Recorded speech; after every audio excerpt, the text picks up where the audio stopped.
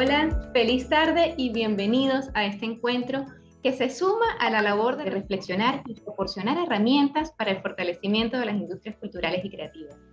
Quiero agradecer a quienes han hecho esto posible, a Extremodamente, Cluster Media, la productora Estudio Creativo, la Maestría en Gestión y Políticas Culturales del UCB y NINCO UCB, el ICOM Venezuela del Consejo Internacional de Museos.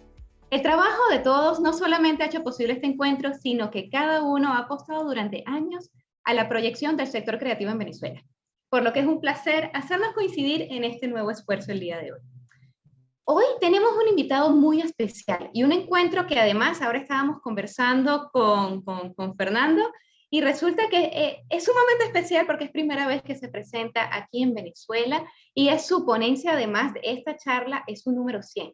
Así que bueno, estamos hoy celebrando este encuentro y bueno, que además es un invitado que se ha presentado ya en 21 países y 80 ciudades, así que es un honor tenerlo por primera vez aquí en nuestro país y darle la bienvenida. Fernando Del Vecchio es doctor en director de empresas de la Universidad del SEMA en Argentina, es autor, asesor empresarial, conferencista internacional, profesor en programas de maestría en Argentina, México, Ecuador y Panamá. Ha sido miembro también del comité editorial y consultivo de diversas organizaciones en Argentina, México, Colombia, Cuba, Ecuador, España y Serbia. Y también es director de 3 programas de maestría y profesor universitario en Argentina, México, Ecuador y Panamá. Es autor de 6 libros, entre los que destacan Diálogos con diseñadores, Cómo vender diseño y Si no cambias te extingues, publicado este año en el 2022. Aprovecho para comentar que en su página web pueden descargar estos libros también de forma gratuita. Así que los invito a quienes quieran seguir profundizando sobre esta temática de hoy, que visiten la página y puedan también descargar ese material tan valioso que se encuentra ahí. Bueno, podría pasar horas hablando de Fernando Del Vecchio porque el trabajo que ha hecho es increíble y tiene una trayectoria maravillosa. Pero para no darles más largas, aprovecho para darle la bienvenida el día de hoy. Y bueno, bienvenido Fernando a Venezuela, aunque sea de manera virtual. Para nosotros es un gusto inmenso tenerte aquí el día de hoy.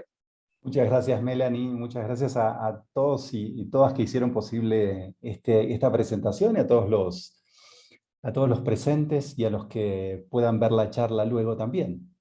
Esta es la presentación número 100 de esta charla, no en total. Mis charlas comenzaron hace muchos años, creo que son más de 300, pero claramente es la primera vez en Venezuela y te agradezco muchísimo por esta iniciativa de poner a disposición de toda esta gente este tema, ¿sí? Como veníamos conversando hace un ratito, yo no estudié nada relacionado con lo creativo. Yo estudié administración de empresas en pregrado, en maestría, en doctorado. Es decir que nadie podría decir que fui muy creativo con eso. Pero me enfoqué en la industria creativa a partir de mis estudios de doctorado. Hice mi tesis sobre emprendimientos del diseño gráfico y bueno, y la vida me ha llevado por diferentes lugares. Muchos de ellos he elegido, otros me han invitado y hoy estamos aquí. Y bueno, ya como para comenzar, necesito que me habiliten el compartir pantalla y ya iniciamos la presentación, que dura unos 40-45 minutos. Y luego lo que podemos hacer es conversar, ¿sí? Esto no significa necesariamente que solamente voy a responder preguntas, sino que invito a que aquellos que tengan de repente alguna observación, alguna consulta, alguna pregunta, alguna crítica, ¿por qué no? Que también lo puedan hacer. Y en la medida en que, si lo desean, ir escribiendo en el chat sobre la consulta, la crítica o la observación, luego tendremos sobre qué conversar un rato, ¿sí? Entonces, bueno, esto se llama El talento no es suficiente. Creo que el título es bastante sugerente, que ya indica más o menos por dónde vamos. Y voy a empezar de la siguiente manera. La primera parte de la charla les voy a contar 2 pequeñas historias. La primera se llama Nunca hemos jugado al fútbol. Y tuvo lugar hace ya muchos años cuando yo era profesor de comercialización en Buenos Aires. Tenía un asistente, amigo también, llamado Tomás, y Tomás todos los sábados a la mañana iba a jugar al fútbol con sus amigos.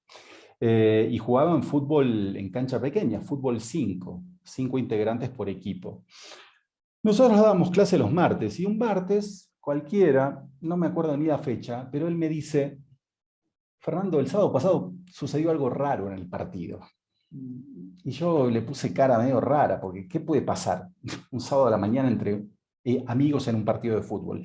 Me dice: lo que sucede es que tenemos un amigo que nunca vino a jugar al fútbol con nosotros, porque como era futbolista profesional, nunca jugó con nosotros.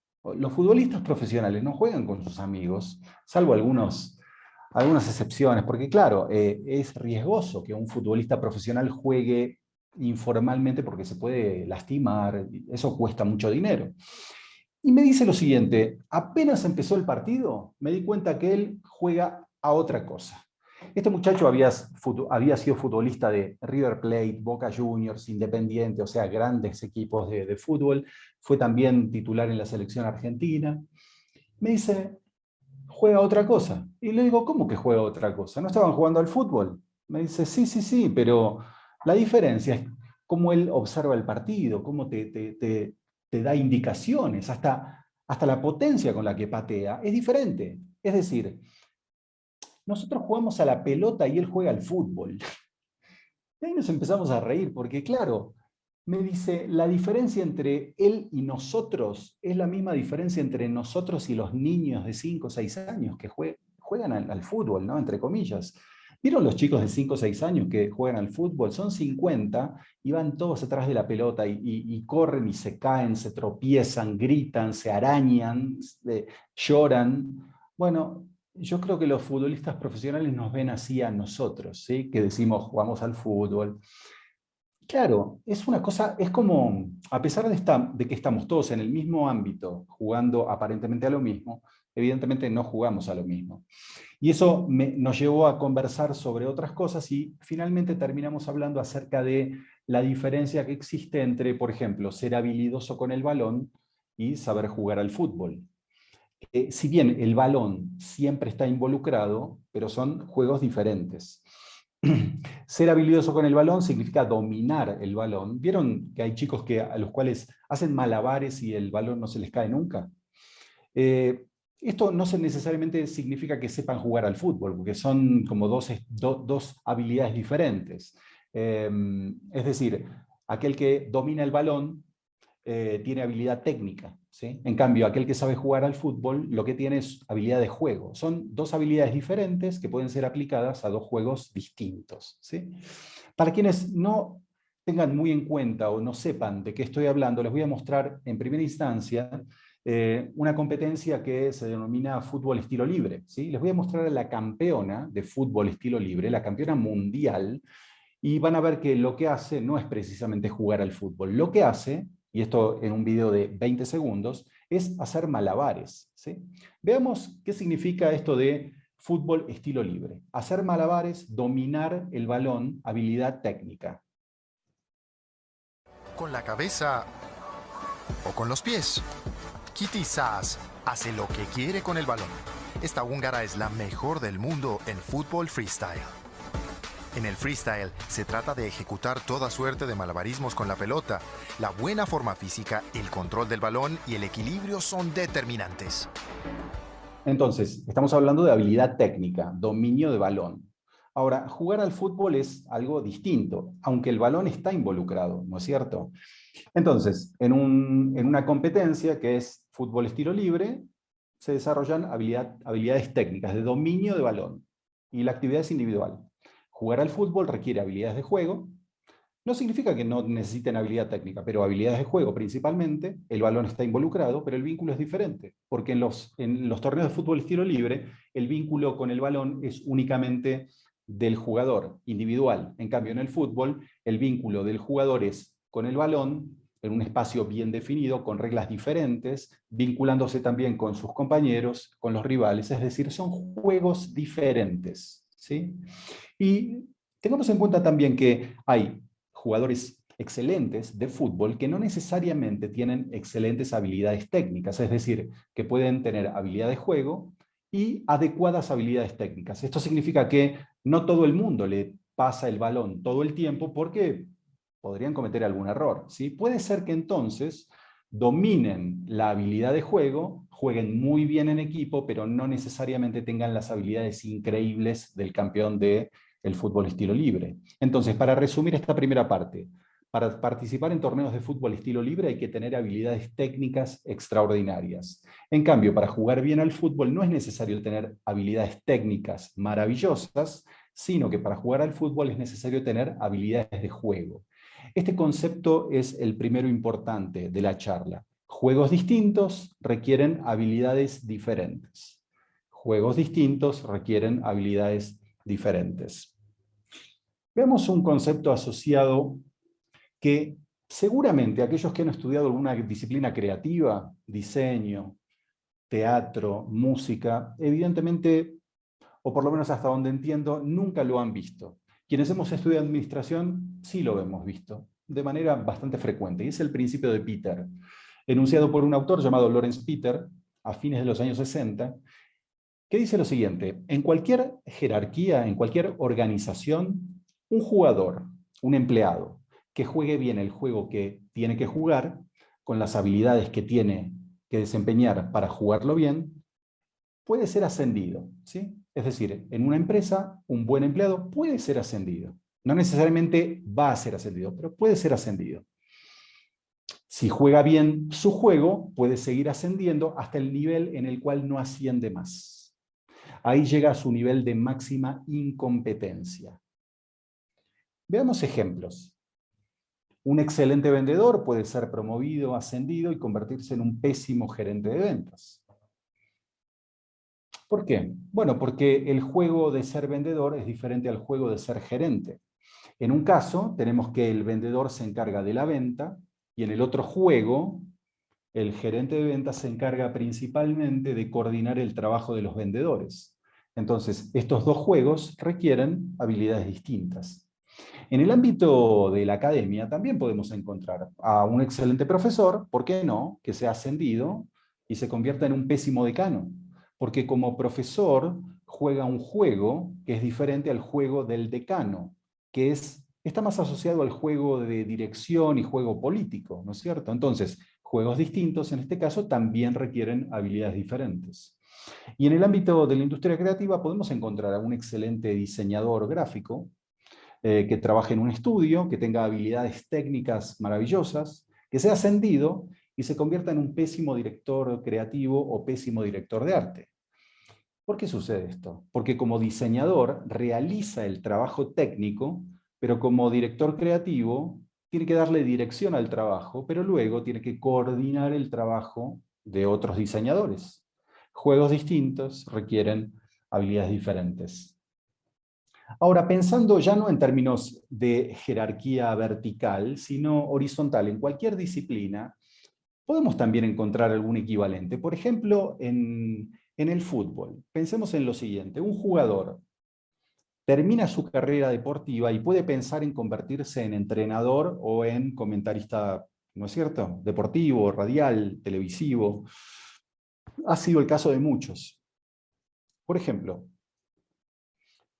un excelente jugador de fútbol no necesariamente se convierte en un excelente entrenador. Caso Diego Maradona. Un no muy buen jugador de fútbol puede convertirse en un excelente entrenador. Caso José Mourinho. Entonces, juegos distintos requieren habilidades diferentes para ser efectivos. Veamos el caso de este jugador que vemos en pantalla, llamado Oscar Ruggeri. Jugador argentino, maravilloso jugador. Jugó en River Plate, salió campeón del mundo en el año 86. Jugó en Boca, salió campeón del torneo metropolitano junto con Maradona. Jugó en el América de México, jugó en el Real Madrid, jugó en la selección argentina, salió campeón del mundo en el año 86 en el Mundial de México. Y luego, cuando termina su carrera, decide ser entrenador. Sin embargo, al poco tiempo renuncia. Y él explica que renunció a la dirección técnica y al ser entrenador porque no estaba preparado para ser entrenador. Es decir, el caso de muchos de pensar que al ser buen jugador va a ser un buen entrenador, también sucedió en este caso. Él se dio cuenta en algún momento y decidió dejar la dirección técnica y lo explicó en un programa deportivo, ESPN, hace algunas semanas en Argentina de esta manera. ser de los mejores comentaristas que tenemos, porque no estaba preparado. ¿Pero por qué no? Porque no me preparé. ¿Cómo no te preparaste? No, porque yo fui a dirigir porque me llamaba Ruggeri. Y decía yo, Ruggeri, me dirigió Bilardo, me dirigió Grigol, me dirigió Coco Basile, me dirigieron todo. Si ya sé todo. No sabía nada, tenía que aprender, tenía que viajar, tenía que irme a los entrenamientos, tenía que haber ido a preguntar por qué Mourinho salió campeón jugando de una manera y por qué Guardiola salió campeón jugando de otra manera, por qué Menotti salió campeón del mundo jugando con 4 tipos atrás en zona y por qué Bilardo jugábamos con 3 atrás libre y de stopper. No me preparé. Entonces, Ruggeri dice, no me preparé para dirigir. Él pensó que al ser un excelente jugador podía tener chances de ser entrenador, cosa que sucedió, pero su experiencia no fue buena. Y esto pasa en muchos ámbitos, por ejemplo en la política. Ahora bien, así como el gerente de ventas ya no vende, a pesar de haber sido un excelente vendedor, o el decano puede que ya no dé clases, a pesar de haber sido un excelente profesor, o el director de arte ya en algunos casos no diseña, a pesar de haber sido un excelente diseñador con habilidades técnicas maravillosas, el entrenador ya no juega. Es decir, el entrenador, por muy bueno que haya sido, no puede entrar al campo de juego y patear un penal. Tiene que dar instrucciones para que alguien más lo haga. Y ahí es donde se manifiestan los diferentes juegos que requieren habilidades distintas. Así como un director de orquesta no toca ningún instrumento. El director de orquesta no emite ningún sonido. Conduce la orquesta, pero no emite ningún sonido. Fíjense lo que manifiesta este director de orquesta en una charla TED asociado a su profesión y a la epifanía a la que encontró en un momento ya luego de 20 años de trayectoria, a los 45 años. Lo cuenta en 1 minuto y algo de esta manera. Now, I had an amazing experience. I was 45 years old. I've been conducting for 20 years, and I suddenly had a realization. The conductor of an orchestra doesn't make a sound. My picture appears on the front of the CD. But the conductor doesn't make a sound. He depends for his power on his ability to make other people powerful. And that changed everything for me. It was totally life-changing. People in my orchestra came up to me and said, Ben, what happened? That's what happened. I realized my job was to awaken possibility in other people. And of course, I wanted to know whether I was doing that. And you know how you find out? You look at their eyes. If their eyes are shining, you know you're doing it. You could light up a village with this guy's eyes. Right, so if the eyes are shining, you know you're doing it. If the eyes are not shining, you get to ask a question. And this is the question. Who am I being that my players' eyes are not shining? Y esto en ocasiones me sucede cuando le doy asesoramiento a algunos creativos para que tomen mejores decisiones de negocios y que puedan vivir de lo que aman hacer. Me doy cuenta de que quizás alguna frase, algún ejemplo, logra inspirar a esos creativos para tomar una mejor decisión. Y se nota en sus ojos, porque yo no puedo tomar esas decisiones, pero a través de quizás mis recomendaciones logro que ellos tomen mejores decisiones para sus propios emprendimientos y de esa manera quizás modificar toda su propuesta y modificar los resultados. Entonces, juegos distintos que requieren habilidades diferentes. Y esto que les cuento acerca de cómo de repente un futbolista se convierte en entrenador o un diseñador se convierte en director creativo, es exactamente lo mismo en términos horizontales a cuando un empleado se convierte en emprendedor. ¿Qué tiene que ver esto? Tiene que ver con que cambia de categoría y cambia de juego. Y hemos visto que juegos distintos requieren habilidades diferentes. Les voy a contar la pequeña segunda historia de la tarde, que se titula «Usted es un excelente cortador de pelo». Cortador de pelo. Hace algunos años, cuando yo vivía todavía en Argentina, cerca de Buenos Aires, en la ciudad de Tigre, iba siempre a la peluquería de Mauricio. Mauricio es un muchacho que tiene una peluquería muy exitosa en la ciudad. Es una peluquería unisex, corta a hombres y mujeres, pero la proporción claramente se inclina hacia las mujeres. Yo creo que por cada 99 mujeres, va un hombre, yo. Se habrán dado cuenta también que por el largo de mi cabello, Mauricio, debido a su técnica, podría cortarme en 2 minutos. Sin embargo, cada vez que yo iba, conversábamos durante media hora, él aprovechaba para cortarme también el cabello, y sus clientas esperaban, ¿sí? No sé por qué demoraba tanto conmigo, quizás porque quería hablar de otras cosas. Vieron que las peluquerías, aparte de cortar el cabello y realizar otros trabajos, son espacios de socialización para mucha gente. Y en algún momento me contó cómo había iniciado su trabajo. Él me dijo que siempre quiso tener una peluquería, pero no había estudiado para ser peluquero. Sin embargo, abrió su espacio, contrató 2 ayudantes, comenzó a practicar con la gente que venía y aprendió muy rápido. La peluquería desbordaba de clientes y en ese momento me dijo que quiso también tener sus diplomas. No sé allí en Venezuela, pero por lo menos en Argentina y en otros lugares, si voy a una peluquería, el peluquero exhibe sus diplomas. Hizo el curso en New York de tal cosa, en Londres, en París, en no sé dónde, y Mauricio me dice, yo también quería tener mis diplomas. Entonces se inscribió en una academia en la ciudad de Buenos Aires. Primer día de clase, lleva todas sus herramientas, le sientan a una víctima para que él le corte el cabello. ¿Vieron las víctimas? Quizás algunas mujeres que van a que les corten de forma gratuita el cabello, y Mauricio rápidamente comenzó a desempeñarse en su arte, su magia, su talento, y la señora se fue feliz con un corte y una sonrisa que le daba 2 vueltas la cabeza. Pero la dueña de la academia, que lo estaba mirando, se le acercó y le dijo, mire, Mauricio, usted es un excelente cortador de pelo, ¿sabe? Y Mauricio me miró y me dijo, la verdad yo pensé en ese momento que había sido súper grosera la mujer. Pero la señora continuó y le dijo, mire, usted es un excelente cortador de pelo y aquí lo vamos a convertir en un excelente coiffeur, en un excelente estilista.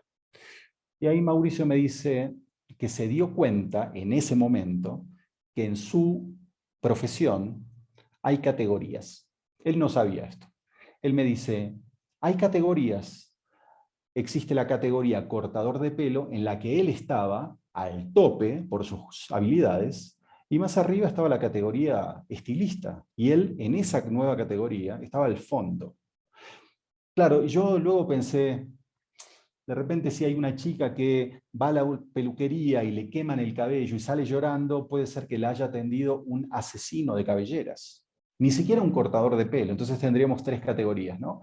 Asesinos de cabelleras abajo, cortadores de pelo en el medio, estilistas o coiffeurs arriba de todo. Quizás hay más categorías, pero fíjense, esas categorías no son explícitas. Nadie te ubica en ese lugar y te da un diploma. Simplemente lo que tenemos es profesionales con diferentes habilidades, jugando diferentes juegos, con diferente nivel de recompensa económica. Por eso también en el diseño tenemos de repente, en el juego de ser diseñador profesional, diferentes diseñadores y agencias creativas trabajando con diferentes tipos de clientes por diferente nivel de honorario. Y uno dice, ¿cuál es la categoría? Están implícitas esas categorías. En otros ámbitos las categorías son explícitas, pero en otros, como en el diseño o el ámbito de los peluqueros, están implícitas. Están implícitas. Ahora, ¿dónde son explícitas? Por ejemplo, en el fútbol. En cualquier liga nacional de fútbol tenemos diferentes categorías bien determinadas. La segunda categoría, la tercera categoría, la primera categoría. ¿Sí? Y fíjense que de repente es noticia cuando un equipo de segunda división le gana a un de primera división. Y también sucede que cuando un equipo de segunda división asciende a primera división, como cambia de categoría, cambia de juego, y para ello requiere otro tipo de jugadores y a veces otra dirección técnica, ¿no es cierto? Los estadios son distintos, los campos de juego son diferentes. Entonces, lo que les venía contando, ese empleado que se convierte en emprendedor, cambia de categoría y cambia de juego. Ahora bien, en ese nuevo juego hay una pregunta muy importante que debe hacerse ese emprendedor. Está bien que uno podría pensar en cuáles son las habilidades que requiero para jugar este nuevo juego. Y estaría muy bien, pero hay una pregunta mucho más básica que podemos responder y que incluye esa pregunta. Y esta pregunta más básica es, ¿qué significa jugar bien? ¿Qué significa jugar bien al fútbol, o al voleibol, o al básquetbol? ¿Qué significa jugar bien? Porque cuando uno hace esta pregunta, por lo general, y hablando de fútbol, cualquier fanático o cualquier especialista puede decirte tener habilidad técnica. Pero al principio de la charla vimos que tener habilidad técnica no alcanza, porque aquellos que tienen habilidad técnica y dominan el balón no necesariamente tienen habilidades de juego, no necesariamente son convocados para jugar en un equipo. Entonces, evidentemente, ¿qué significa jugar bien? Debe tener otra respuesta, un abordaje distinto. Y para encontrar esa respuesta, vamos a ir al voleibol. Sí, alguien puede decirme, no, pero Pep Guardiola, que es el señor de la imagen, no es entrenador de vóley, ni siquiera jugó al vóley. Es cierto, pero su mentor sí. Su mentor, de acuerdo a Pep Guardiola, es este señor llamado Julio Velasco, que es un entrenador de voleibol argentino, al cual Guardiola conoció cuando estaba terminando su carrera como futbolista, y al que invitó en una oportunidad a almorzar para que le contara cómo hacía para ser tan maravilloso como entrenador, porque Julio Velasco era en ese momento entrenador de la selección italiana de voleibol, con la cual había salido varias veces campeón del mundo. Y creo yo que Guardiola en algún punto debe haberse dado cuenta que siendo un excelente entrenador, no necesariamente habilita a ser un excelente, perdón, siendo un excelente jugador de fútbol, no lo habilita a ser un excelente entrenador. Entonces, lo invitó a almorzar, conversaron durante varias horas, y hay muchos videos en los que tanto uno como otro hablan acerca de ese encuentro. Evidentemente, Guardiola aprendió bastante bien. Lo que menciona Velasco acerca de esa pregunta, de qué significa jugar bien, es lo siguiente. Él dice que jugar bien es una secuencia en 3 pasos.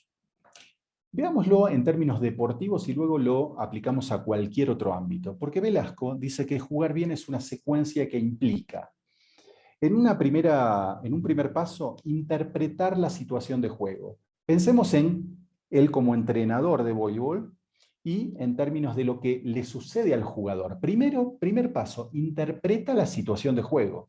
Es decir, observa qué pasa.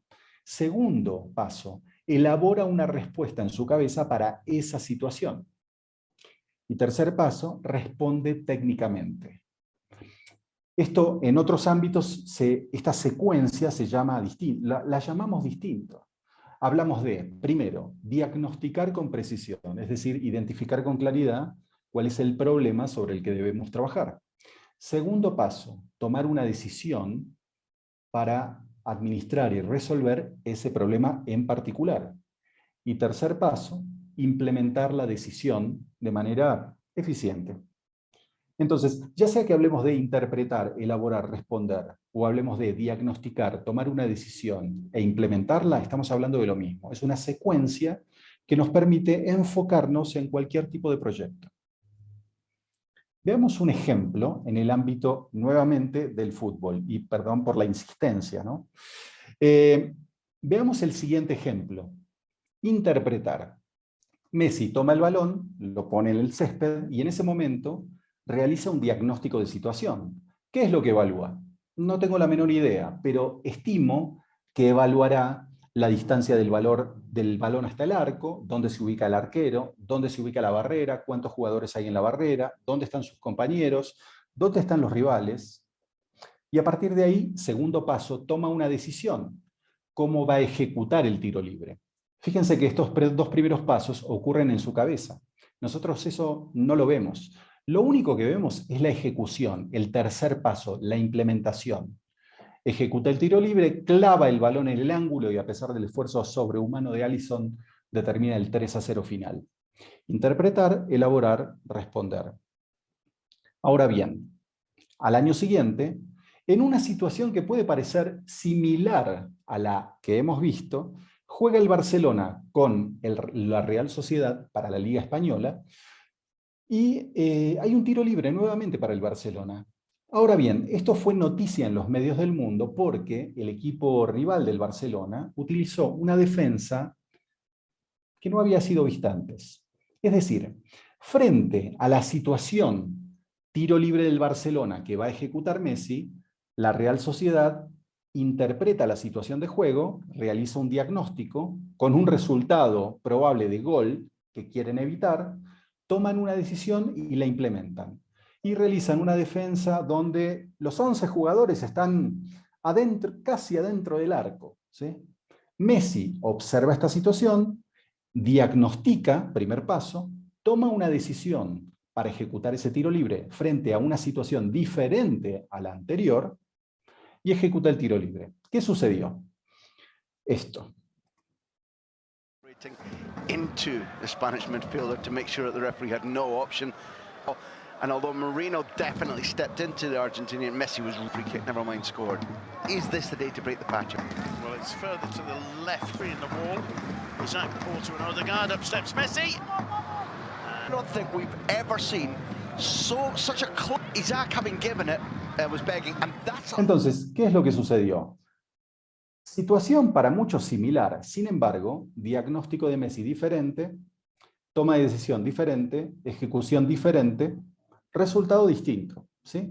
Entonces, para cada situación, un diagnóstico, tomamos una decisión e implementamos la decisión. Esto claramente también lo podemos utilizar en el ámbito de la academia. ¿Por qué motivo? Porque de repente un docente plantea un ejercicio, el estudiante interpreta ese ejercicio, toma una decisión y lo pone en marcha, es decir, implementa esa decisión. De repente podría suceder que un incorrecto diagnóstico del estudiante a partir de una incorrecta comunicación del trabajo genere un resultado que no sea el esperado. Veamos, la realidad nunca se nos presenta como nosotros queremos, ¿sí? Por eso, para cualquier profesional, aún del sector creativo, la queja o la protesta frente a la situación puede servir de poco.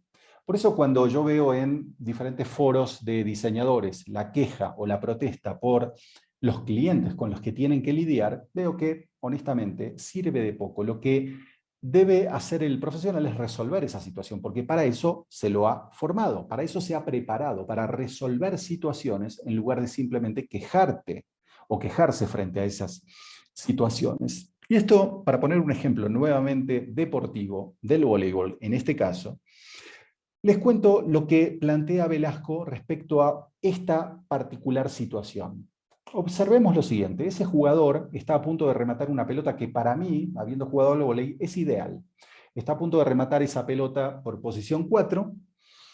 La pelota viene alta, viene cerca de la red y no tiene bloqueo. Estoy a punto de reventar la pelota y convertir el punto. Ahora bien, Velasco dice lo siguiente. Ese jugador interpreta la situación de juego, primer paso, como pelota alta y cerca de la red. Segundo paso, elabora una respuesta en su cabeza para pelota alta y cerca de la red. Eso lo hace en su cabeza y lo hace de manera casi instantánea. Tercera decisión, corre, salta y remata. ¿Sí? Pelota alta y cerca de la red. Ahora bien, la siguiente pelota podría venir distinta. Podría venir baja y lejos de la red. Ese jugador no se cruza de brazos, se lamenta y protesta porque la pelota viene baja y lejos de la red. No es que se cruza de brazos y dice, esa pelota yo no la voy a pegar. No. Lo que hace es, primer paso, interpreta la pelota como baja y lejos de la red. Segundo paso, toma una decisión para pelota baja y lejos de la red. No para la anterior pelota, para esta pelota. Tercer paso, corre, salta y remata. Velasco dice, yo quiero jugadores que resuelvan bien pelotas mal armadas y que resuelvan perfecto pelotas bien armadas.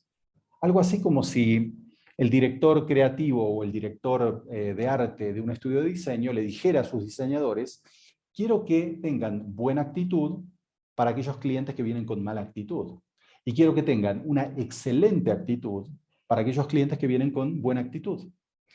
Uno podría pensar, bueno, pero Velasco no da chance a que nadie se equivoque, ¿no es cierto?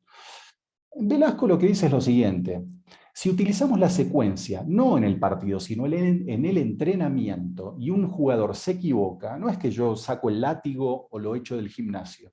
Lo que hago es, frente al error, hago repetir la jugada. Entonces, él quiere ver dónde se originó el error en la secuencia. Es decir, el jugador se equivocó porque interpretó mal la situación. El jugador se equivocó porque tomó una mala decisión o simplemente porque le falló la mano cuando implementó la decisión. Y esto mismo podemos hacer de repente en la academia cuando un estudiante presenta un trabajo mal realizado. ¿Qué sucedió? Porque nosotros vamos a evaluar el resultado final, ¿no es cierto?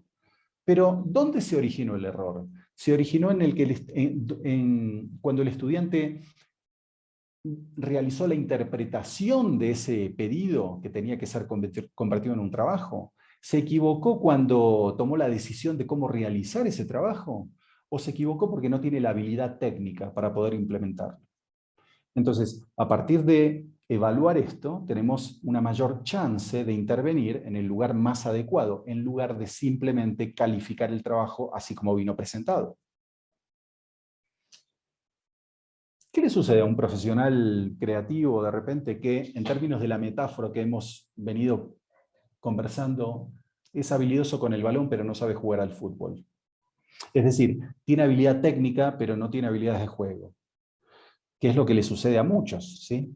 Lo que le sucede es que responde con lo que sabe, no con lo que tiene que responder. Por ejemplo, un diseñador gráfico que le solicitan una cotización por el diseño de un logo y responde con un precio, únicamente, y a veces con algún bosquejo.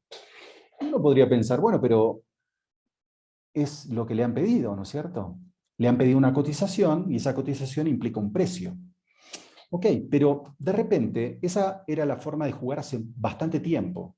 Quizás hace 5, 10, 15 años, honestamente no lo sé, porque cada mercado es diferente.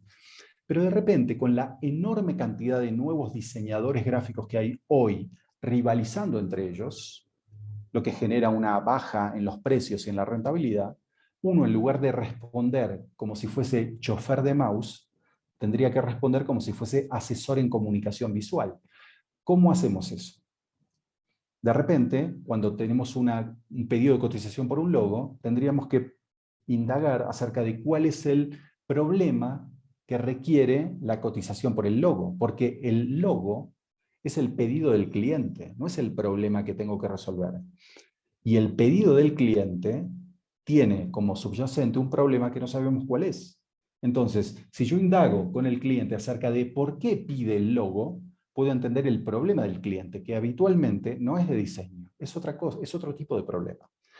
Entonces, le presento una propuesta técnica y una propuesta económica que implique cuál es el problema que me cuenta el cliente, cómo lo voy a resolver a través del logotipo, o no, puede ser que resuelva a través de otra propuesta. Le voy a contar qué voy a hacer, cuándo lo voy a hacer, cómo lo voy a hacer, dónde se lo voy a entregar, qué le voy a entregar, cuándo se lo voy a entregar, y aparte le voy a dar la propuesta económica que implica un precio y una forma de pago, ¿sí? Entonces, tengo una propuesta que excede solo el precio y algunos bosquejos. Y ahí es donde empiezo a desarrollar algunas habilidades de juego adicionales a las habilidades técnicas. Porque cuando respondo solamente con mis habilidades técnicas, los resultados que obtengo no son los que espero. Porque habitualmente el resultado que obtengo es o la cotización es muy alta, o me requieren un descuento, o directamente ni siquiera me responden. Ahora bien, esto no pasa únicamente en el diseño o en otras actividades creativas, pasa en todos los ámbitos. Este tenista que vemos en pantalla, llamado Nick Kyrgios, es un excelente jugador de tenis. Sin embargo, y si bien podría estar en el número 1 del ranking mundial, o por lo menos disputándolo, no está en esa posición. Está en el puesto 50. Y quienes conocen de tenis, yo honestamente soy simplemente espectador, pero quienes conocen de tenis, como por ejemplo John McEnroe, que fue número 1 del mundo en los años 80, y que también fue un jugador complicado como Nick Kyrgios, porque Nick Kyrgios lo que hace es discutir con el umpire, pelearse con el público, a veces hasta insultar a sus rivales. Es como que disipa su energía en cosas que nada tienen que ver con el juego. Entonces, McEnroe lo que dice es, si Nick Kyrgios no sabe cómo comportarse como profesional del tenis, debería dedicarse a otra cosa. Y esto pasa también en otros ámbitos, por ejemplo, en el fútbol. En el fútbol, en los años 70, había un jugador maravilloso en Argentina, el que vemos en pantalla, llamado el Trinche Karlovic. Karlovic, hijo de, creo que, croatas migrantes hacia la Argentina. Karlovic era maravilloso como jugador. Tenía habilidad técnica, tenía habilidad de juego, pero le faltaban algunos condimentos en la receta para ser jugador profesional de fútbol. Por ejemplo, a él no le gustaba levantarse temprano, no le gustaba entrenar, no le gustaba recibir indicaciones del entrenador. Condiciones importantes para ser parte de un grupo que juegue en equipo y que en definitiva participe de torneos profesionales. Entonces, el Trinche nunca fue jugador profesional, siempre jugó en un equipo de tercera categoría, en la ciudad de Rosario, de donde es también Messi. Él jugó en Central Córdoba. Los dos equipos principales de Rosario son Rosario Central y Newell's Old Boys, y él jugó en el tercero, en Central Córdoba, en tercera o cuarta división, a pesar de ser un excelente jugador de fútbol. Es decir, le faltaban algunos condimentos propios necesarios para ser lo que él podría haber sido, pero decidió no serlo. Y esto es importante hacer evidente porque el cambio es constante, se ha acelerado con la pandemia, todos lo hemos visto, y la competitividad es creciente, es decir, la capacidad y las habilidades para competir cada vez están como más arriba, ¿no? Lo vemos en todos los ámbitos. Por ejemplo, si vemos los torneos del cubo de Rubik, hace algunos años armar el cubo era un poco más complejo de lo que es ahora. El cubo no ha cambiado, pero ahora de repente el récord mundial está en 3 segundos. Y eso ha generado que sea tan aburrido ver un torneo de cubo de Rubik que aparecen nuevas categorías. Por ejemplo, categoría de armar el cubo de Rubik con una sola mano. ¿Cuál es el récord mundial? 10 segundos. Otra categoría, armar el cubo de Rubik a ciegas, como vemos a la izquierda de la pantalla. Récord mundial, 25 segundos.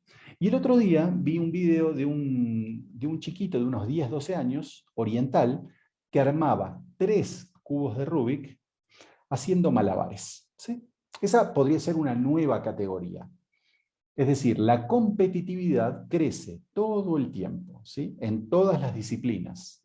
Por eso, de repente, si estamos enseñando diseño gráfico de la misma manera como lo hacíamos a fines de los años 90, puede ser que la situación haya cambiado tanto que ese profesional salga al mercado desnudo, como me dijo alguna vez un profesional mexicano. Él me dijo, Antonio Rivera se llamaba, me dice, estamos formando profesionales que salen desnudos a la calle. Y cuando le pedí explicaciones me dice, sí, estamos formando profesionales que no saben cómo desempeñarse, no saben cómo trabajar. En fin, estamos hablando todo el tiempo entonces de una secuencia que nos puede permitir perfeccionar nuestro juego, interpretar, elaborar y responder. Entonces, si tenemos habilidades técnicas, si tenemos un talento maravilloso, que implica habilidad técnica, nuevamente, ¿de qué manera podemos empezar a desarrollar algunas habilidades de juego? Para jugar mejor, ¿no es cierto? Para tener chance de poder competir, o de poder participar en algún ámbito donde sea interesante formar parte. Les voy a plantear 5 pautas. Alguien podría decirme, ¿por qué solamente 5? ¿Por qué no nos das 24? Podría 24, pero luego les voy a contar por qué 5 y no 24, o por qué no 48, ¿no? Empecemos con 5, y después vemos por qué 5 y no más. La primera pauta tiene que ver con la definición de nuestra actividad.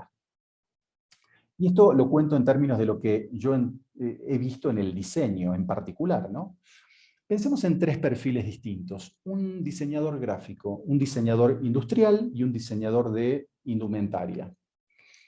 Cualquier persona les pregunta, ¿cuál es tu negocio? Y los 3 responden, mi negocio es de diseño. Y está bien, o sea, responden lo que hacen. Y ellos entienden que lo que hacen es diseño. Perfecto. Ahora bien, para un cliente que no sabe exactamente a qué se dedica, y que no es diseñador, el diseño puede significar algo diferente. Por ejemplo, para un cliente no diseñador, todo lo que es de diseño significa algo en términos estéticos. Podría significar que es bonito, ¿no? Si alguien dice, es un trabajo de diseño, lo que yo estoy esperando, como no diseñador, es algo bonito, estéticamente bonito. Ahora, nada tiene que ver eso con lo que estos emprendedores hacen. Entonces, mi propuesta como pauta es que el diseñador, en este caso, pueda contarle a sus clientes qué tipo de problemas atiende, porque un diseñador gráfico atiende problemas distintos a los problemas que atiende un diseñador industrial de cualquiera de sus especialidades y al problema o al tipo de problema que atiende un diseñador de indumentaria. ¿No es cierto? Entonces, si nosotros le contamos al mundo el tipo de problema que atendemos y ya no contamos lo que hacemos, que es diseño, vamos a estar hablando en una frecuencia de comunicación que nuestros clientes van a entender, porque ellos de repente tienen esos problemas y buscan a alguien que los resuelva. Primera pauta, entonces. Segunda pauta, vamos a hablar del diseño de nuestro equipo como emprendedores. ¿No sería extraño que de repente en un partido de fútbol, imaginemos del Barcelona, ¿no es cierto? Sale al campo de juego el equipo y el comentarista dice, qué extraño, hoy el Barcelona sale con 11 delanteros. ¿Sale con arquero? No. ¿Sale con defensa? No. ¿Sale con mediocampo? No. Sale con 11 delanteros. Raro. Pareciera que los 11 delanteros son los que quieren hacer los goles, ¿no es cierto? Eso es exactamente lo que yo veo en muchos casos de emprendimientos, de diseñadores, donde todos quieren dedicarse a la parte creativa, a la parte de diseño. Ahora, ¿quién se dedica a la dirección de ese emprendimiento? Nadie. ¿Quién se dedica a la comercialización de los servicios? Nadie. ¿Quién se dedica a la administración del emprendimiento? Nadie. Ese emprendimiento, con todas estrellas, todos delanteros queriendo hacer los goles, y es bastante probable que termine quebrando en poco tiempo. Entonces, la pauta implica construir un equipo, diseñar un equipo cuyos talentos sean complementarios. Puede ser que haya 4 diseñadores y que los roles sean distintos, es decir, que cubran diferentes posiciones, de esa forma cumplir con las metas que se han planteado. Entonces, equipos efectivos están conformados por talentos complementarios, como sucede en cualquier equipo de cualquier deporte, donde no tenemos en el fútbol, por ejemplo, 11 delanteros. Tenemos un guardameta, una línea de defensa, una línea de medio campo, una línea de atacantes, ¿sí? Entonces, segunda pauta, diseño del equipo, talentos complementarios para generar un equipo efectivo. Y hablando de metas, la tercera pauta tiene que ver con la determinación de esas metas. Porque cualquier emprendimiento o cualquier emprendedor está obteniendo algún resultado. Ese resultado es producto de lo que hace, cómo lo hace.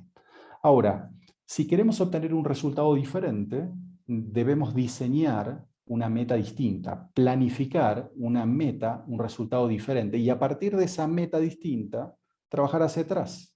Es decir, si yo de repente estoy obteniendo un resultado de 100 unidades, no importa la moneda, de 100, y quiero obtener un resultado de 200, me planteo ese resultado y luego, hoy, tengo que empezar a hacer algo distinto, cambiar algún hábito, alguna conducta, trabajar en un plan diferente. Entonces, tercera pauta, determinar metas que sean, en principio, valiosas para nosotros y que podamos medirlas. Cuarta pauta, comunicar soluciones. Todo emprendedor sabe lo que vende, ya sea un producto o un servicio. Ahora bien, no todo emprendedor, quizás la mayoría, no sabe cuál es la solución que aporta su producto o servicio. Entonces, la pauta tiene que ver con identificar cuál es la solución que aportamos y comunicarla. Así como en la primera pauta les contaba esto de comunicar el tipo de problema que atendemos, en la cuarta pauta lo que planteo es comuniquemos el tipo de solución que aportamos.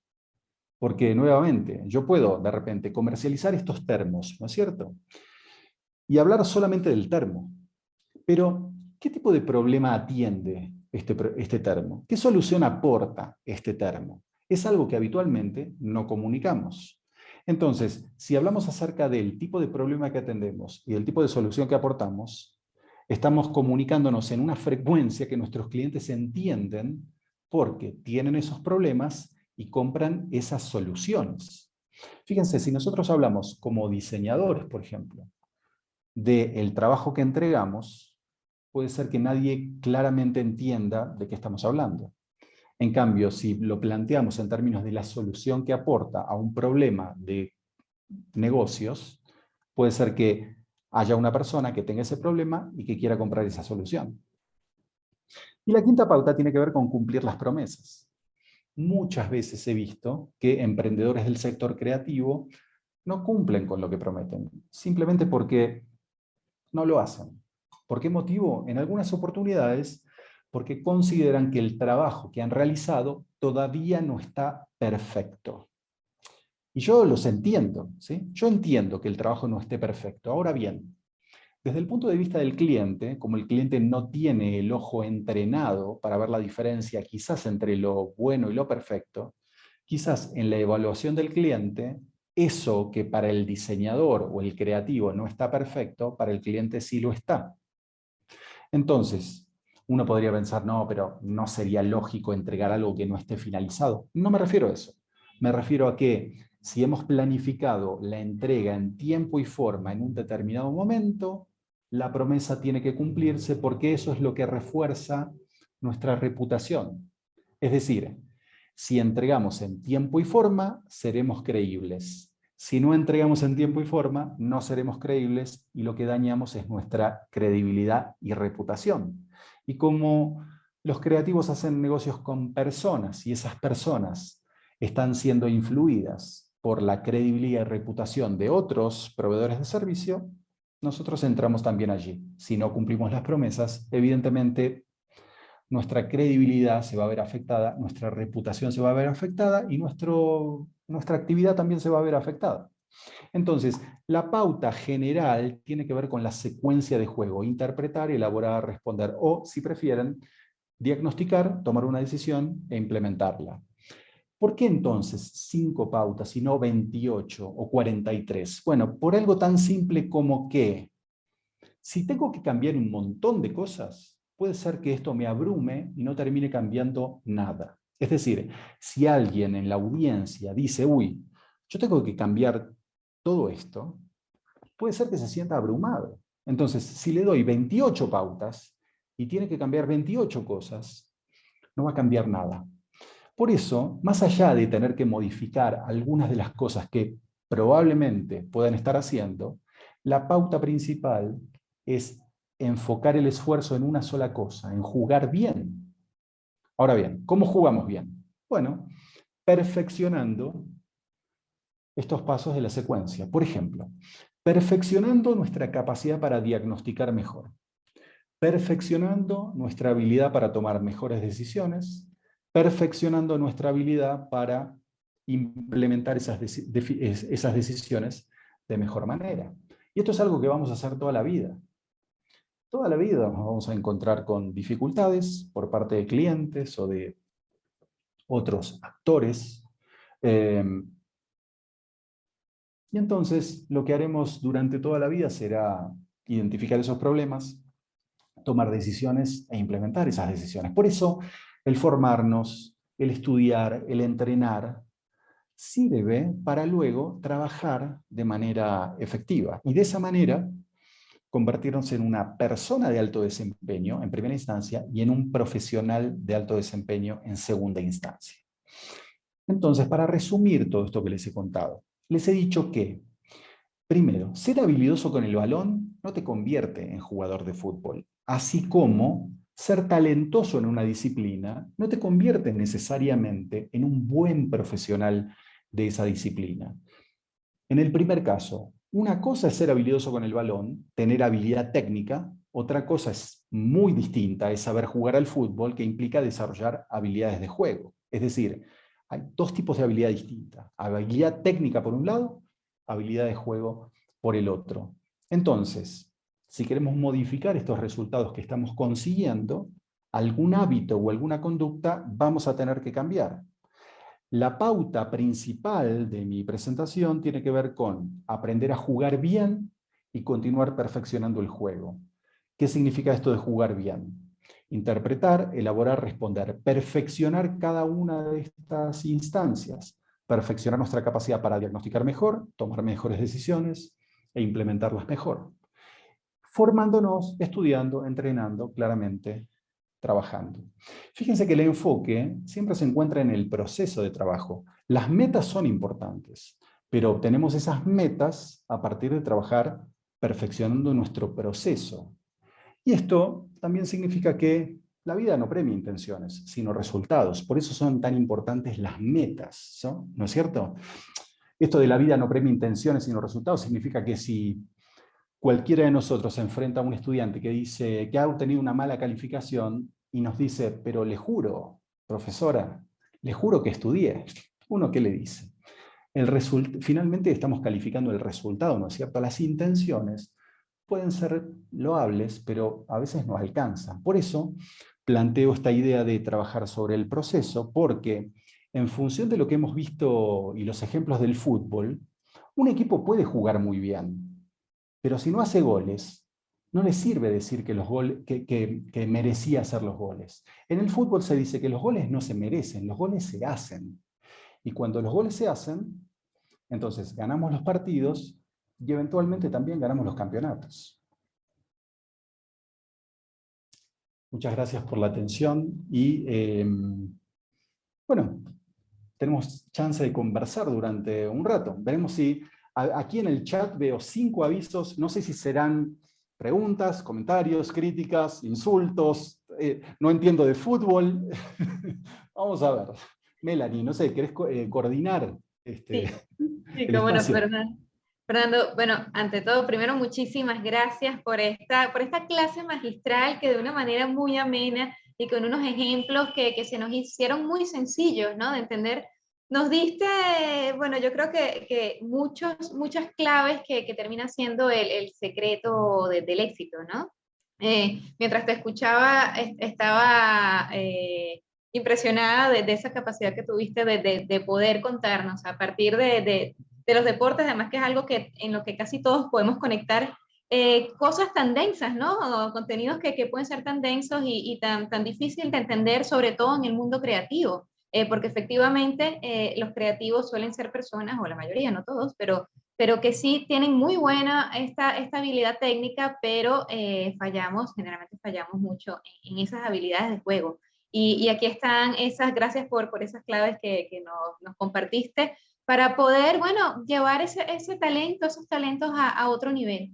Y yo creo que es importante hacer equipo también dentro de nosotros como sector, ¿no? O sea, digamos, también dentro de nuestros sectores, no solamente del diseño, bueno, veo cómo puede ser aplicado a los músicos, a los diseñadores de moda, gráficos, a los artistas plásticos. Me parece que Sí. es un contenido sumamente valioso. Yo creo que en la formación, esto lo he visto y lo he investigado, en la formación hay muchos profesionales que reciben este concepto de lo sucio y lo desagradable que implica la administración, lo empresarial, pero finalmente todos terminamos vinculándonos directa o directamente con ello, de forma tal que no se trata de repente, me ha pasado, me preguntan, bueno, hay que modificar los planes de estudio. No, no se trata de eso, no se trata de eso. Se trata simplemente de tener en cuenta que eso que puede resultar en principio desagradable es simplemente una habilidad distinta, ¿sí?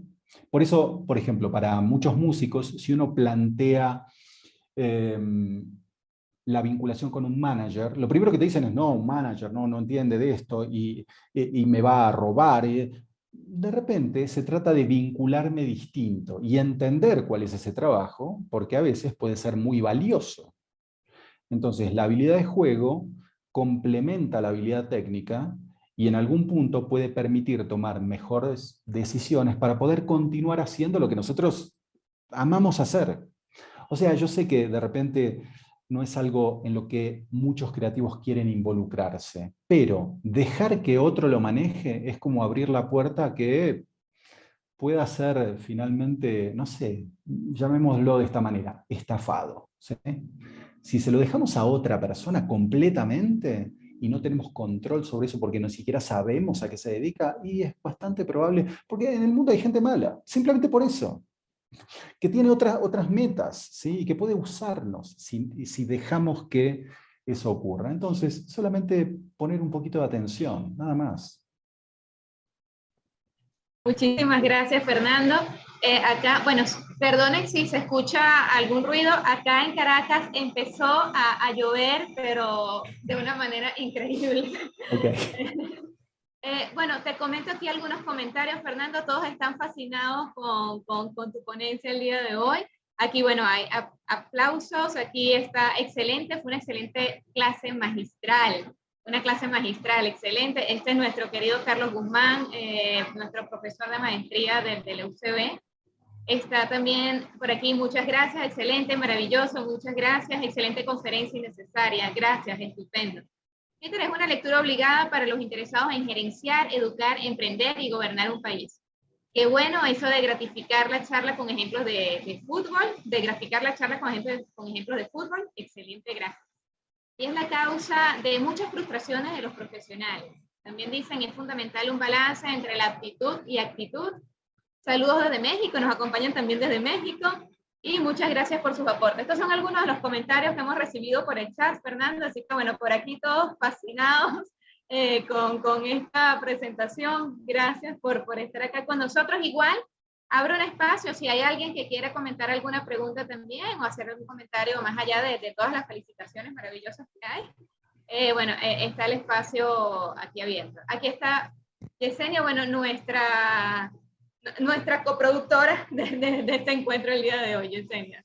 Aquí veo un mensajito de Roberto López, creo que con él nos hemos conectado para dar una charla también en Nicaragua. Si es así, ¿cómo estás, Roberto? Creo que sí, no estoy absolutamente seguro, pero creo que sí. Y estoy viendo los mensajitos, muchísimas gracias. El libro de Peter se llama, sí, El principio de Peter, ¿sí? El autor es Lawrence Peter. Es un libro del año 69, pero es absolutamente actual, ¿sí?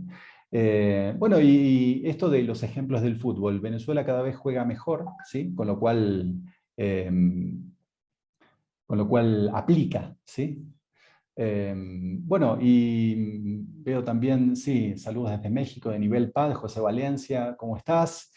Bueno, atento a preguntas o a comentarios que alguien quiera hacer.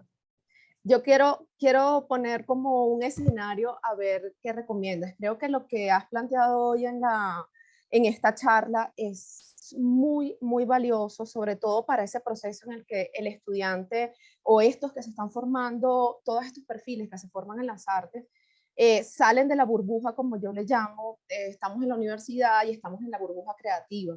Vemos nuestras asignaturas y nuestras materias, y bueno, si eres actor, entonces ves actuación, expresión corporal, todas las habilidades técnicas, incluso habilidades de juego que tengan que ver con el hecho creativo, ¿no? Pero resulta que cuando sales al mercado, sales de la burbuja, egresas como actor, como productor, como cualquiera de estas disciplinas, músico, etcétera, te encuentras con una realidad que es bastante dura para el sector de las artes que ya todos conocemos. Ese diálogo que conversábamos antes de comenzar a la conferencia, ese lenguaje entre el empresario y los artistas no siempre son los mismos. Entonces, cuando sale este artista y te tienes que enfrentar al mercado laboral, te das cuenta que no tienes muchas herramientas. Gran parte son herramientas técnicas, pero no son herramientas de juego. Incluso tengo alumnos que de repente están a punto de graduarse y te preguntan cuáles son los tipos, en el caso, por lo menos yo soy productora, alumnos que te preguntan, bueno, ¿cuáles son los tipos de productores que hay? Ya cuando te vas a graduar son conocimientos que, si yo hice como una reflexión, oye, qué horror, este alumno no sabe ni siquiera cómo va a ejercer en el campo laboral, y ya lo que le falta es nada para graduarse. Pero después yo me puse a pensar en eso y dije, bueno, pero es que ¿en qué punto ellos vieron eso? ¿En qué momento se encontraron con eso si no es en el mercado? Entonces, la pregunta iría haciendo esto va a ser obviamente una respuesta bastante genérica, porque como tú bien lo dices, requiere de analizar el contexto, su rol, sus propias dimensiones y de acuerdo a su disciplina artística. Pero ¿qué herramientas de juego tú pudieras recomendar a estos chicos que están por salir de esa burbuja para que puedan hacer un tránsito mucho más efectivo hacia el mercado laboral y que tengan mejores posibilidades de insertarse?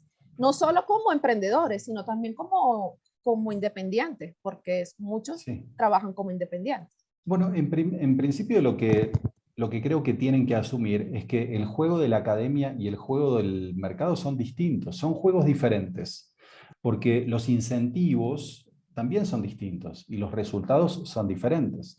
Pensemos en lo siguiente, que en la academia a uno le enseñan a jugar al fútbol, ¿no es cierto? Y dentro de ese juego uno puede ganar, porque también en la academia encontramos gente más dedicada, que obtiene mejores resultados que otros, ¿no es cierto? Eso lo sabemos. Ahora bien, puede ser que una persona que ha sido muy dedicada y que tiene muy buenos resultados en la academia salga al mercado pensando que en el mercado se juega igual. Pero en el mercado se juega al voleibol. Se juega a otro juego con reglas distintas e incentivos diferentes. Entonces, puede ser que no sea ganador en ese nuevo juego.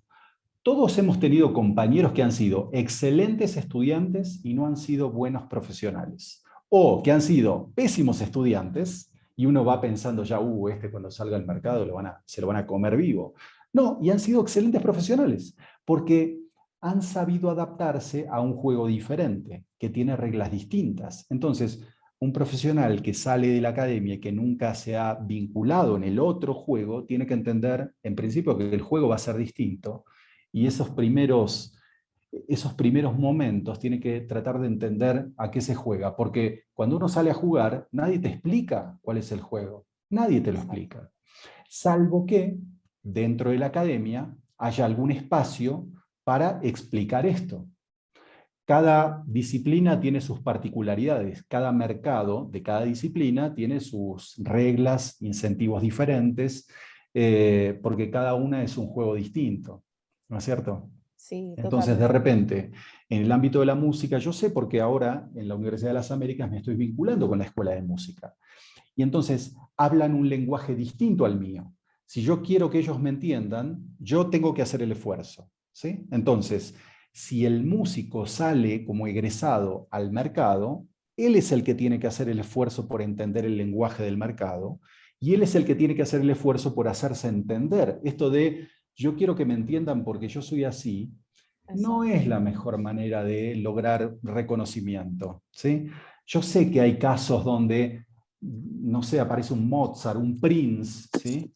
Que hace lo que quiere, como quiere, donde quiere, y de repente obtiene el éxito. Pero no hablemos de las excepciones, hablemos de los miles de nuevos profesionales que todos los días salen vírgenes al mercado y que se llevan enormes decepciones. Mi intención es, a ver, no les voy a economizar frustración. Exacto.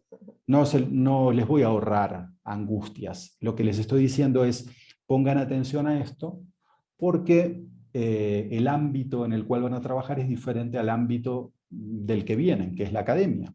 Y pensando únicamente en términos de incentivos, fíjense lo siguiente, que algo que mencioné como muy por encima y superficialmente, el diseñador gráfico cuando se está formando, el incentivo en la academia es el desarrollo de la creatividad y de una buena solución gráfica, ¿no es cierto? Y el pedido del docente es el problema al cual se enfrenta.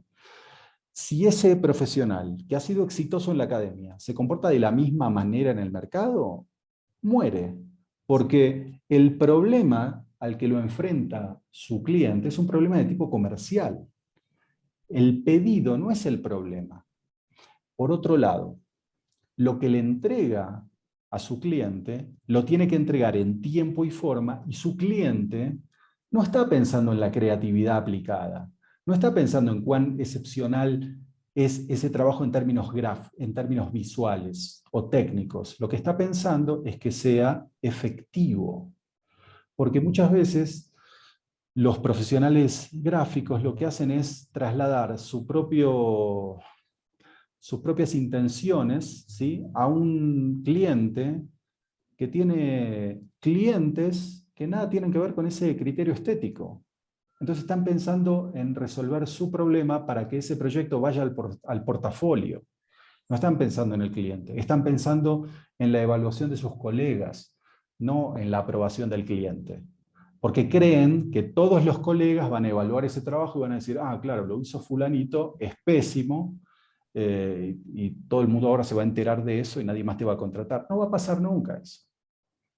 O sea, miremos lo que hay alrededor. Hay trabajos horribles en todos lados, ¿no es cierto? ¿Y quiénes los han hecho? Diseñadores profesionales y otros autodidactas. ¿Quién está pensando en ese cartel horrible lo hizo tal? Nadie piensa en eso. Nadie. Nunca. A lo sumo, si alguien dice, mirá el trabajo horrible que hicieron acá de comunicación de esta universidad enorme, y vos decís, ¿quién lo hizo? Tal profesional. Pero tan mal lo hizo. Le pidieron eso. Le pagaron eso, le pagaron por eso, pero si ves su portafolio, refleja versatilidad. Puede hacer cosas tan horribles estéticamente como esto, y tan maravillosas como esto otro. Bueno, muchas gracias. Este es un tema súper extenso porque se pueden dar muchísimos ejemplos en el sector. Creo que también una de las cosas es que en el caso de las artes muchos perfiles no hacen pasantías. No es que esto sea obligatorio, pero la pasantía de alguna manera te conecta a este que egresa con el mercado. No necesariamente te da esto de que estamos hablando, pero los acerca un poco. Hay que buscar otras formas para el sector de las artes para ayudar a ese tránsito. Una cosa importante, yo a veces hago una diferencia entre artistas y proveedores de servicios, ¿sí? Porque el artista en realidad se manifiesta a partir de su propia iniciativa. Nadie le está pidiendo lo que comparte con el mundo.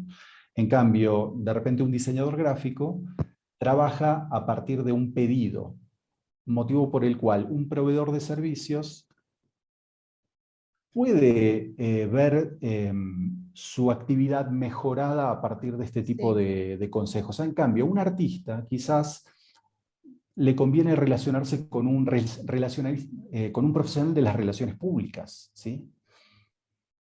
Porque acabas de dar una respuesta a esa pregunta, porque fíjate que tú dices la diferencia son los dos contextos, las dos categorías, el artista y la categoría del proveedor. Pensarse como proveedor de servicios te da otras maneras de ver y abordar el trabajo. Qué interesante. Exactamente. Acá Ronald dice, ¿el técnico de la Vinotinto es argentino? ¿Quién es en este momento? ¿Es Pellegrini o...? Saludos desde Bogotá. Bogotá, saludos. ¿Quién es el técnico de la Vinotinto en este momento? No sé, pero hay un montón de técnicos argentinos dirigiendo selecciones sudamericanas. Peckerman, claro, Peckerman, que ha sido entrenador de Colombia también, ¿o no? Han pasado varios por acá.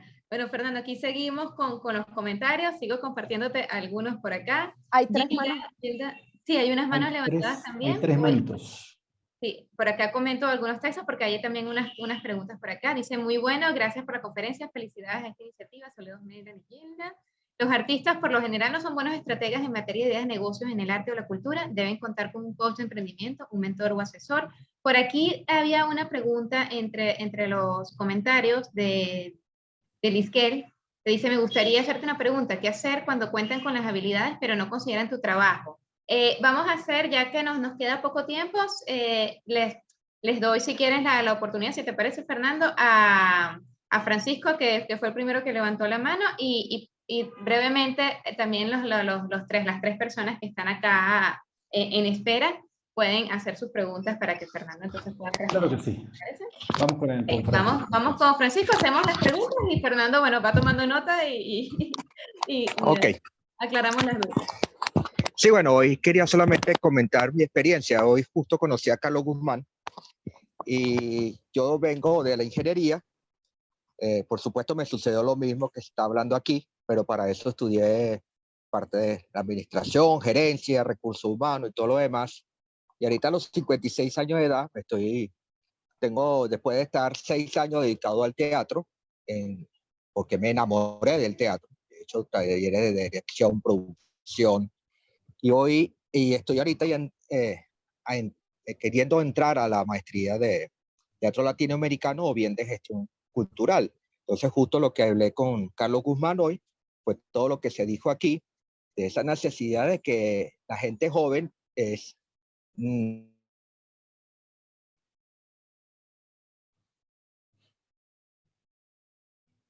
sale del área académica sin preparación. Ya pasé esa etapa y mi contribución es la que yo.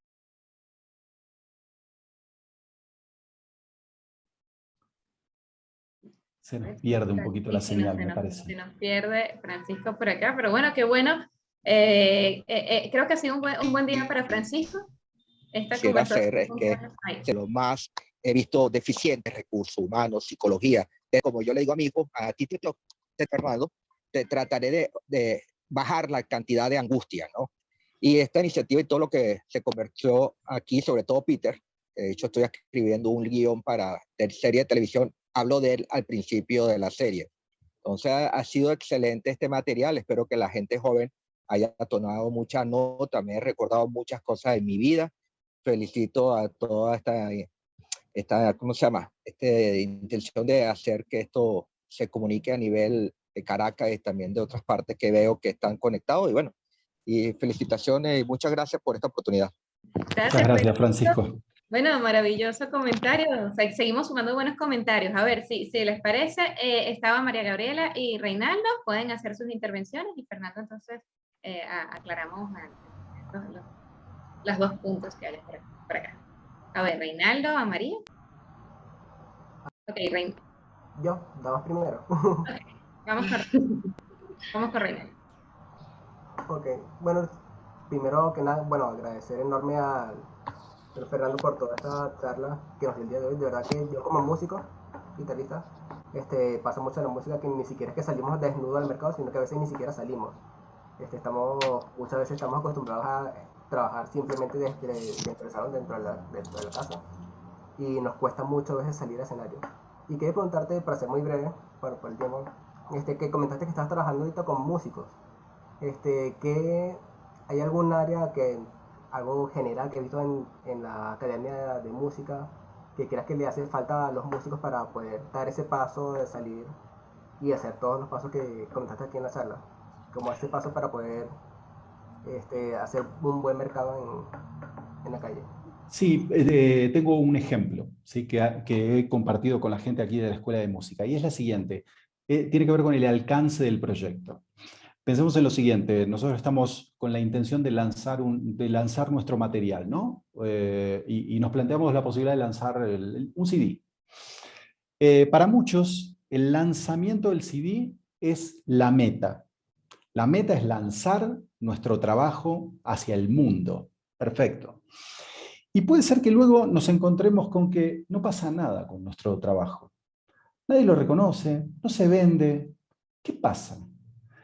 No tiene que ver necesariamente con el hecho de que la música no guste o que el proyecto haya sido deficiente, no, tiene que ver con la manera como pensamos el alcance del proyecto. Porque esto me lo contó una persona que me entrevistaba mucho aquí en Quito, y me decía que tenía un amigo que le pasaba eso. Y yo le dije, lo que pasa es que debería integrar al proyecto todo el proceso de comercialización de su trabajo. Es decir, en lugar de plantearme la meta como el lanzamiento de mi trabajo, podría plantearme como meta, de repente, vender X cantidad de unidades. Entonces, el lanzamiento de mi trabajo es parte del proceso. La meta es vender X cantidades. Entonces, el lanzamiento del trabajo es una etapa anterior a la finalización del proyecto. O, por ejemplo, si uno dice, esto pasa también en el ámbito del teatro, que se trabaja mucho en la puesta en escena de la obra, ¿no es cierto? Pero nadie piensa en la comercialización de la función para lograr que haya público en esa primera, segunda, tercera y 10ª función. Entonces, el alcance del proyecto tiene que incorporar toda esta parte que habitualmente simplemente se ignora. pero la ignoramos durante la producción, pero queremos tener resultados sin siquiera pensar en la incorporación de trabajo que implique esa idea de generar ese resultado. ¿Me explico? Correcto, sí, muchas gracias por esta... Gracias a vos, Reinaldo. Bueno, muchas gracias, Reinaldo, por esa pregunta y además abrir paso a esta reflexión. Queda pendiente María Gabriela, y bueno, por aquí siguen los comentarios, Fernando. Después te los compartiré todos porque están escribiendo el Claro chat que sí. interactivo. María Gabriela, adelante. Hola, hola, gracias por el espacio. Bueno, creo que mi intervención es más por un tema de reflexión, un poco lo que comentaba Fernando, la acotación de Yesenia también, súper valiosa, y el chico que acaba de hablar que es músico, ¿no? Yo soy bailarina egresada de la Universidad Nacional Experimental de las Artes acá en Caracas, pero durante 6 años trabajé como productora de eventos. Hace poco, en diciembre, decidí, pues, independizarme, y la ponencia de Fernando, cuando hablabas esto de cuando ya finalmente logras estar solo en el proceso y decides tomar las riendas del camino, bueno, viene como una serie de preguntas y de miedo, porque, bueno, ya estás como solito andando, ¿no? En el caso de los proyectos artísticos, y me gusta mucho que haya muchas personas del arte en esta conversación, creo que siempre tenemos como la misma dura, ¿no? Actualmente yo estoy como desarrollando un festival de danza, y bueno, me di cuenta que efectivamente, como comenta una de las asistentes acá, que sí necesitamos como de coaching o de guía financiera sobre todo. Yo me vi en la necesidad de buscar un asesor financiero, sobre todo para poder buscar el patrocinio, ¿no? Entonces, bueno, la propuesta está como súper armada y estamos apuntando a una muy buena publicidad, pero hay un proceso que es como la propuesta de valor, que también es importante para el patrocinante. Pero más allá de eso, hay un tema que además hoy estuve en un conversatorio en el Teresa Carreño de Gestión y Políticas Culturales, donde se conversaba, ¿no? Que aparentemente para las empresas no es negocio apostar al arte porque como que no le resta a nivel tributario, aquí lo que se llama el CENIAT. Entonces, para ellos es así como, ¿en qué me beneficia a mí poder apostar económicamente a tu proyecto? Y además de eso, que como hablaba Yesenia, una vez que salimos de la burbuja de la universidad o de la burbuja de la estabilidad laboral, cuando trabajas en productoras, y salir al campo a buscar tus propios medios y recursos, es justamente ese enlace, cómo hacer para llegarle a esas empresas que quieren apostar más allá de una propuesta de valor que apunte, por ejemplo, en el desarrollo del festival que estoy haciendo, que apunte a la educación, que apunte a promover, no sé, llevarme bailarines del Teresa Carreño al interior del país, porque además va para el interior del país, que son las zonas fuera de la ciudad. Pero ¿cómo es el mecanismo o cómo es el proceso para poder llegarles a ellos, además cuando estás empezando desde cero, que no cuentas con esa gama de contactos para poder tocar puertas de empresas? Y lo que pasa es que si vos estás planteando esto como tengo que tocar a las personas adecuadas, tenés que saber cuáles son las personas adecuadas. Y no se llega a la persona adecuada en un solo paso. Se llega con diferentes pasos. Por ejemplo, cuando yo necesité unas cartas de recomendación para mi doctorado, una de las personas a las que le pedí una recomendación me costó 6 meses conseguir una reunión. La reunión duró 5 minutos, pero él me atendió puntual a las 3 de la tarde, salí a las 3:05 de la tarde habiéndole explicado lo que quería y por qué me parecía importante contar con su recomendación, y él me dijo, venía a buscarla mañana. ¿Sí? Eso en primera instancia. Y en segunda instancia, si no planificás estas respuestas antes de la reunión, es difícil que se te ocurra algo valioso e importante para esa persona durante la reunión. Entonces, si pensamos en todos aquellos aquellas empresas que, por ejemplo, están patrocinando o dándole soporte económico a ciertos proyectos. Evaluamos qué pueden estar ganando, porque en definitiva, si están sponsoreando un evento cultural, en algún punto están vinculando esa marca con ese evento. Entonces, en algún punto, esa vinculación de marcas puede llegar a ser positivo para la empresa, ¿no es cierto? Aunque también podría suceder que simplemente le estén dando el dinero a alguien porque lo conocen y le caen bien, ¿no es cierto? Eso también puede pasar, porque para una empresa, de repente, ese patrocinio puede ser poco dinero. Lo que necesitan es una respuesta coherente que tenga algo que ver con ellos. Y esto a veces lleva bastante tiempo. Es decir, puede ser que tengas que golpear 50 puertas para obtener un patrocinio. Ahora, eso es absolutamente normal en otros ámbitos, ¿sí? Lo que no ayuda es el pensar que nadie quiere patrocinar esto porque a nadie le importa el arte. Porque si nosotros vamos con esa actitud se refleja en nuestro mensaje. Yo alguna vez hablé con un diseñador gráfico muy talentoso y me decía, no estoy teniendo éxito comercial. Y la verdad, honestamente, yo no entendía por qué. Y le preguntaba un montón de cosas, y esto, y lo otro, y esto, y lo otro, hasta que en un momento le pregunté, ¿qué opinas de los clientes? Y me dijo, son todos unos hijos de... Y ya se imaginarán. Entonces le digo, ¿no te parece que quizás eso que pensás sobre los clientes se refleja en lo que vos les contás? Me dijo, puede ser.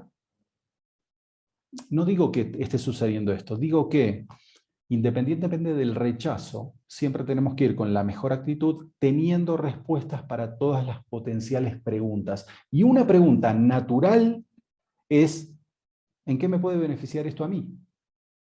Entonces, tenés que tener respuesta.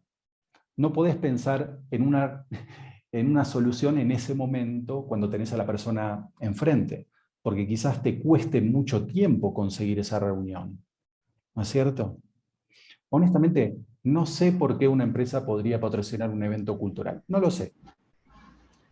Pero si estás trabajando en ese ámbito y hay ejemplos, seguramente si preguntas, alguien en algún momento te va a responder. Entonces hay que buscar, hay que preguntar, hay que involucrarse.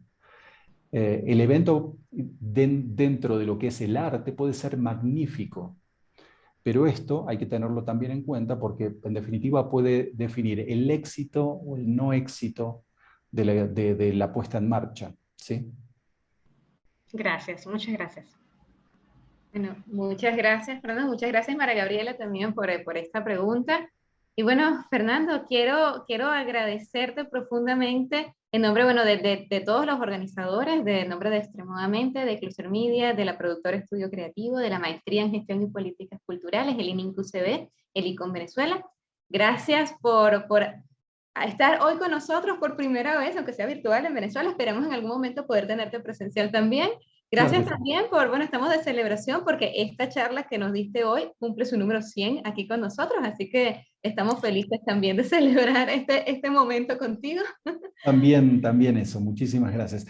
Quiero también dejar en claro que algo que mencionaste, los libros en mi sitio están disponibles para descarga gratuita, hay dos en particular que aplican muy bien al ámbito creativo y cultural, que es Diálogos con diseñadores y Cómo vender diseño.